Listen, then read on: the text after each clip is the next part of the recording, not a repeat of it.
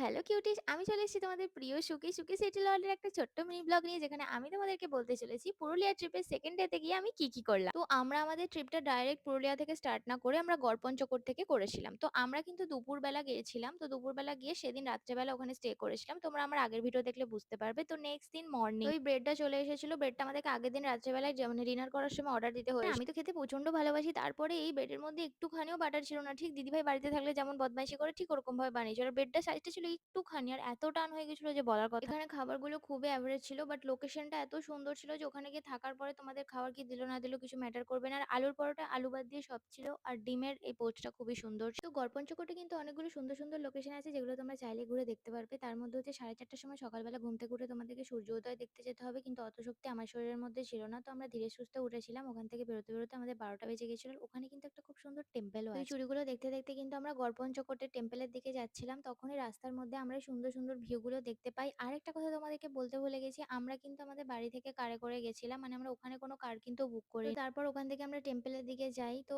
ওখানে কিন্তু গরম অনেকটাই বেশি ছিল আমাদের এখানকার তুলনায়। আর ওখানেই থারটা মানে পার্ক করা ছিল। তো সেটা দেখে আমার খুবই ভালো লাগছিল। ওই গাড়িগুলো আসলে বেসিক্যালি হচ্ছে ওখানে ব্যাটারিতে চলছিল, ওগুলো চেপে অনেকেই ঘুরছিল। আর এই ছৌ নাচের মুখগুলো কিন্তু ওখানে বিক্রি হচ্ছিল। ওখানে দেখতে কিন্তু অনেক বেশি সুন্দর লাগে। বাট আমি না একটা জায়গা থেকে দেখেছি এই ছৌ নাচের মুখ নাকি সব রকমের বাড়িতে রাখা যায় না। ওগুলো ডিপেন্ড করে যে মানে কি কোনটা কি দেখে দেখে নিতে হয়। যেমন সমস্ত কালী মূর্তি বাড়িতে রাখা যায় না, ঠিক সেম ভাবে ঐরকম। বাট আমি এই ব্যাপারটা সিওর ভাবে বলতে পারবো না। যদি কেউ জানো তাহলে অবশ্যই আমাকে জানিও। আর এখানেই ছোট্ট ভাইটা খুব সুন্দর করে ফুলদানি বিক্রি হচ্ছিল। আর আমার খুব বেশি ভালো লাগছিল ওর বানানো দেখে। তো আমি ওকে না বলেই ভিডিওগুলো নিচ্ছিলাম। আর দেখতে পাচ্ছ ছোট ছোট বাচ্চা কত সুন্দর সুন্দর হাত দিয়ে তালপাতার এগুলোকে দিয়ে বানাচ্ছিল ফুলদানি। তো এই ফুলদানিগুলোর দাম ছিল 30 টাকা করে। ও এগুলো বানানোর পর এত মায়াভরা মুখ নিয়ে এসে বলে যে কেনার জন্য। তো আমরা না কিনে থাকতে পারি না। ওর কাছ থেকে 3টে কিনেছিলাম। এক একটা 30 টাকা করে দাম ছিল। তো ব্যাপারটা হচ্ছে কোনো জায়গায় ঘুরতে গেলে কিছু না কিছু কেনা উচিত। আর দেখতেই পাচ্ছ কত বাচ্চা থাকে ছোট ছোট নেশা ভাঙ করে নিজেদের লাইফটা নষ্ট করে দেয়। আর এ কত সুন্দর করে হাতে করে গাছের তলায় বসে বসে এই সুন্দর জিনিসগুলো বানাচ্ছিল। আমি জানি না কেন কিছু কিছু মানুষের মুখ দেখে আমার সত্যি জিনিস কিনতে ইচ্ছা করে, সেটা আমার প্রয়োজন থাকুক আর না থাকুক। আর